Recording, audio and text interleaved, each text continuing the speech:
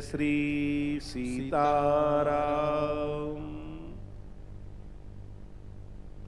आज हम सब कितने सौभाग्यशाली हैं।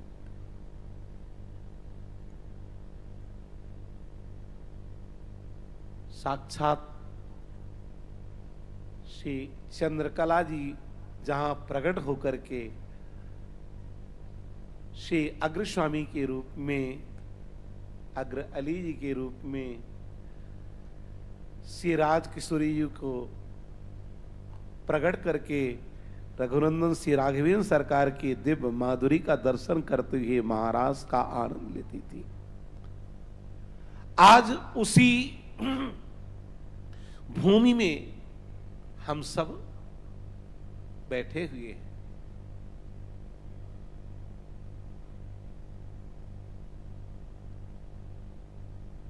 वास्तव में जिसके योग्य ये भूमि थी, वर्तमान समय में उन्हीं दिव्य महापुरुष को ये प्राप्त हुई है। इसके योग्य श्री महाराज जी ही थे।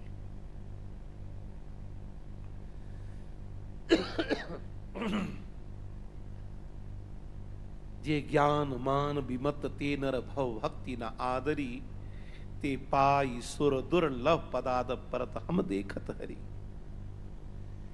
ज्ञानाधिक्य हो जाए इससे कोई मतलब नहीं है, आपके जीवन में भगवत रस कितना है इससे मतलब है।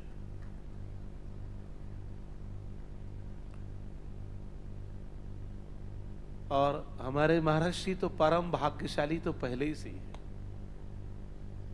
जिस मल्लुक पीठ के लिए कभी किसी ने विचार नहीं किया होगा, महाराज श्री ने भी कभी सोचा नहीं होगा, उस मल्लुक पीठ को प्रथम ही श्री महाराज श्री की सानिध्यता में महाराज श्री को प्राप्त हो गए। श्री रेवासा पीठ हमारे श्री अग्र स्वामी अभी आज हम दर्शन कर रहे। महाराज श्री बताया कि श्री परम पूज्य अनंत श्री समलंकृत श्री शत्रुघ्न लाल जी के जो दिव्य स्वरूप श्री पैहारी जी महाराज के द्वारा स्थापित ठाकुर जी विराजमान।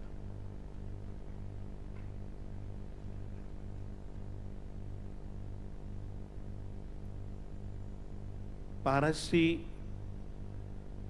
में भक्ति, ज्ञान, वैराग्य तो है ही, महाराज श्री के अंदर दिव्य प्रेम का भी ज्वाजल्यमान स्वरूप दर्शन होता है। और हमारे श्री आचार्य इंद्रेश जी इतनी अल्प अवस्था में भारत में रसिक वक्ताओं के रूप में ख्याति प्राप्त की। वक्ता तो बहुत है, बड़े बड़े विद्वान वक्ता हैं, पर वाणी में रस नहीं है, भक्तों की रहनी नहीं है, तो उस कथा से कोई लाभ नहीं है।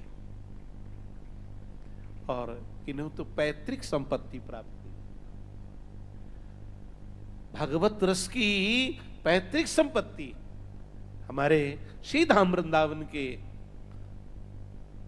वर्तमान समय के जितने भी वक्ताएं हैं, उनके सब के मुकुटमणि हमारे श्री ठाकुर जी है ना। और जब ये श्लोक की कड़ियों को छेड़ते हैं तो ऐसा लगता है कि मुख से ठाकुर जी बोल रहे हैं, है ना। इनकी कथा औरों के लायक नहीं है। श्री इंद्रेश जी की कथा वास्तव में केवल प्रेमियों के लायक है। भगवत रसिक, रसिक की बातें रसिक बिना को समझ सके ना।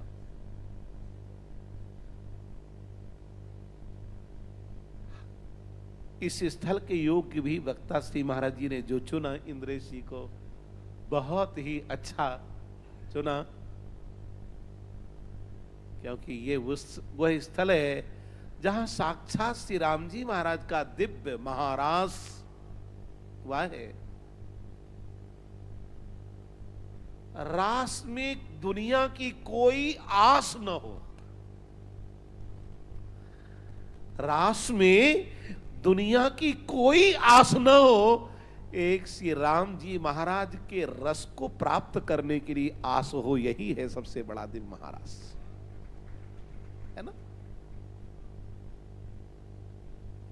रकार में तो स्वयं राम जी महाराज हैं ही, रकारो रामचंद्र स्यात्, रकारो योगी नाम ध्येय।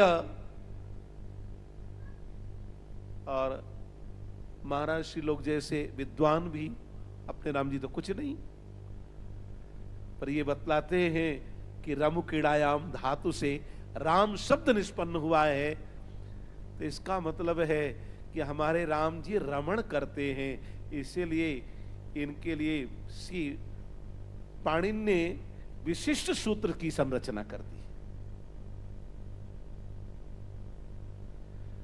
रमन्ति योगिनो यस्मिन् सत्यानंदे चिदात्मनि,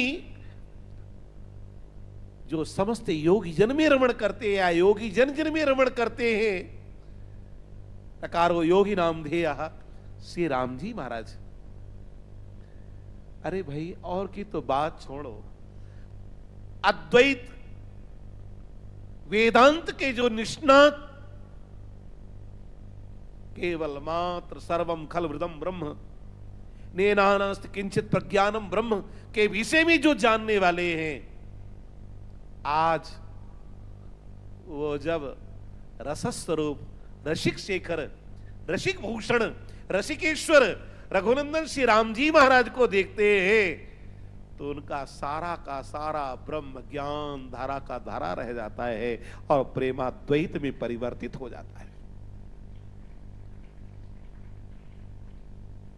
कहने लग जाते हैं, ब्रह्म जो निगम नेति कही गावा, उभय बेस धरी की सुइयावा। सहज विराग, सहज विराग रूप मन मोरा, थकित होत जिमि चंद चकोरा। मेरा मन सहज बैरागी, विगतो रागा यस्सा विरागा, जो समस्त रागों से विगत हो चुका है। संसार का कोई भी राग जिनके जीवन में नहीं है, आज वो श्री राम जी महाराज को देख करके मुग्ध हो जाते हैं। अरे इनकी तो बात छोड़े, छोटी छोटी बालिकाएं, छोटे छोटे बालक जब श्री राम जी महाराज को देखते हैं, तो देखने के बाद अपने आप को संभाल नहीं पाते। ये कहें कि केवल बालिकाएं ही नहीं, बालक वृंद देख अति शोभा, लगे संग लोचन मन लोभा।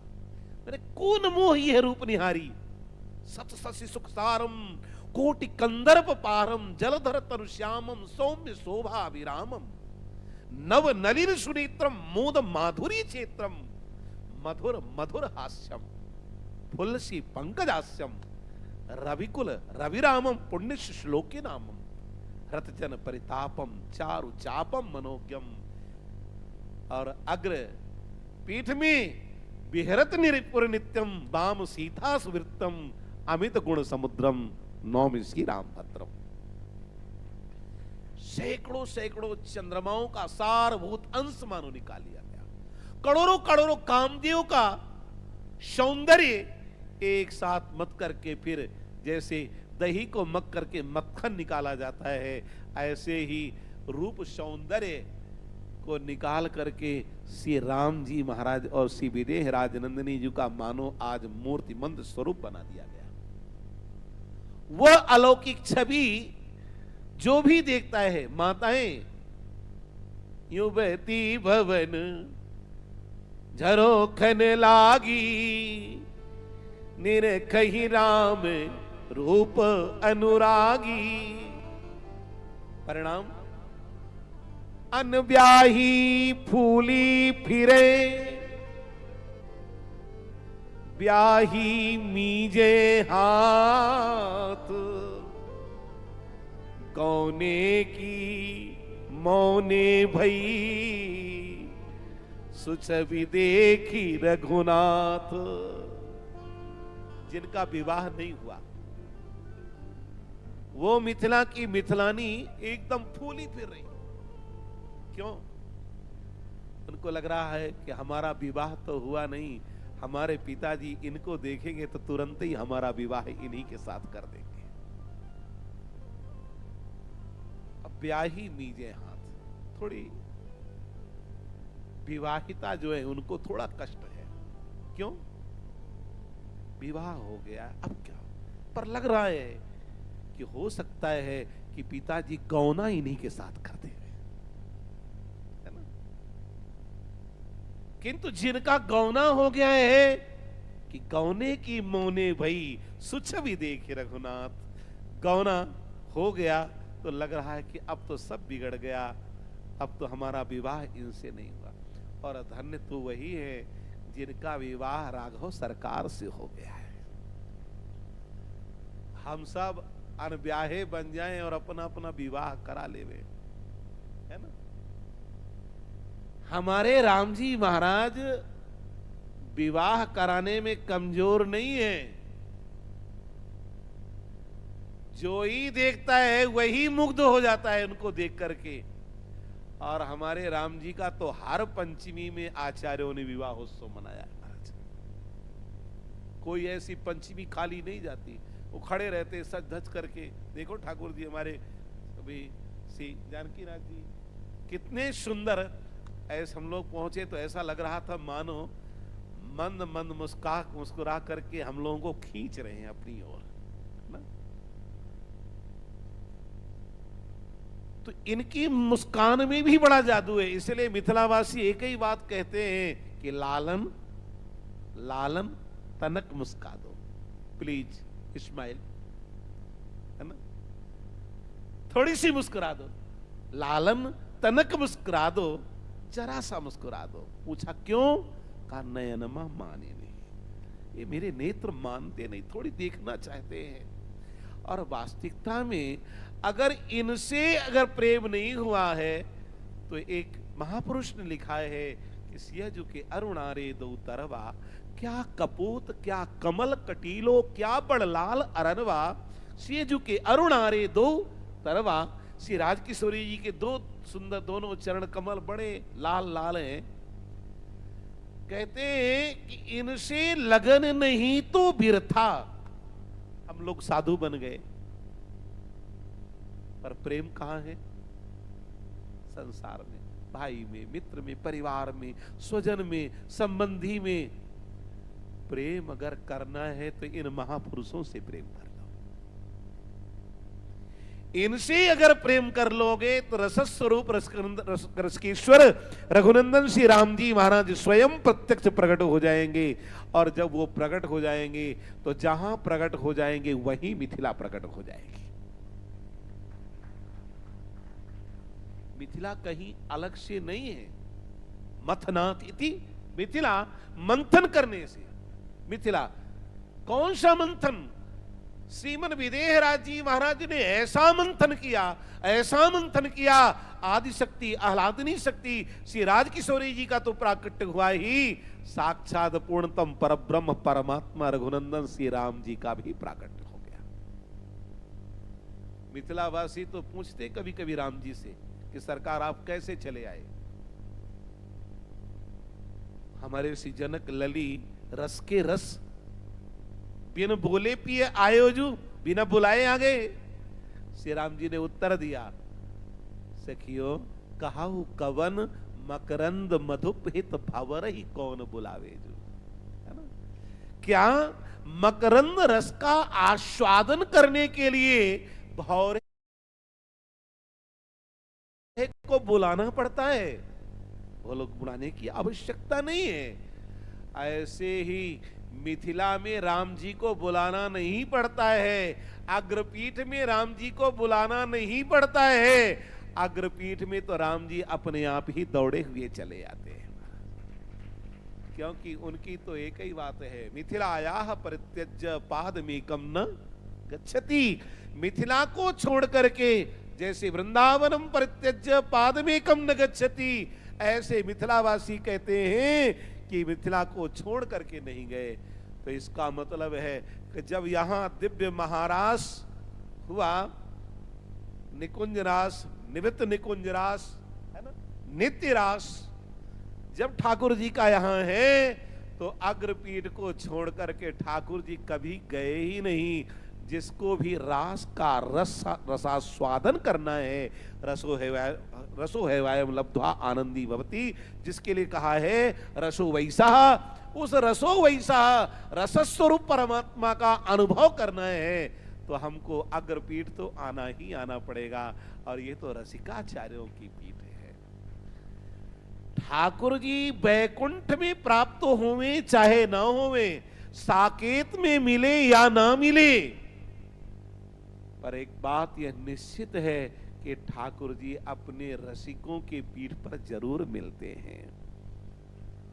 श्री कुंभन दास जी महाराज के साथ जब ठाकुर जी खेल रहे थे, श्रीनाथ जी के यहां आरती की घंटी बजी तो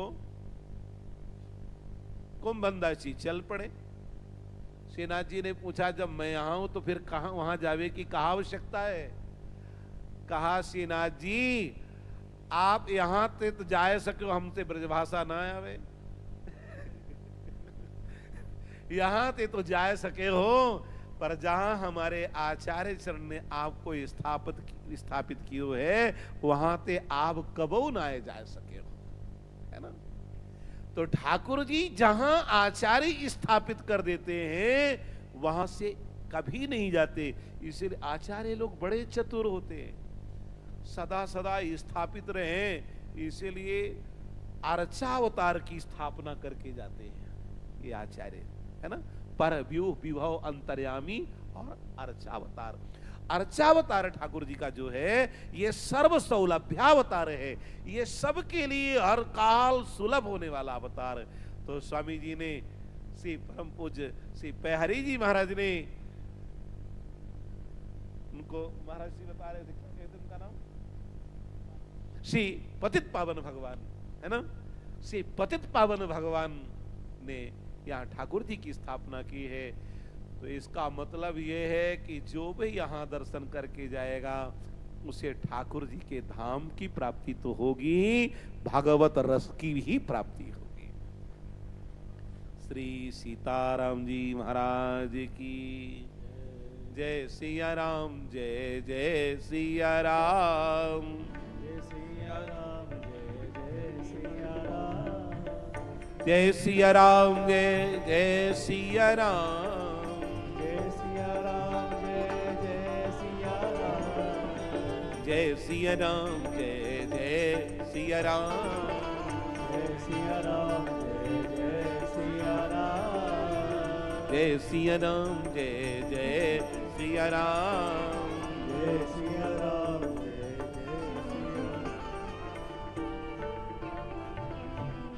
श्री जानकी नाथ भगवान की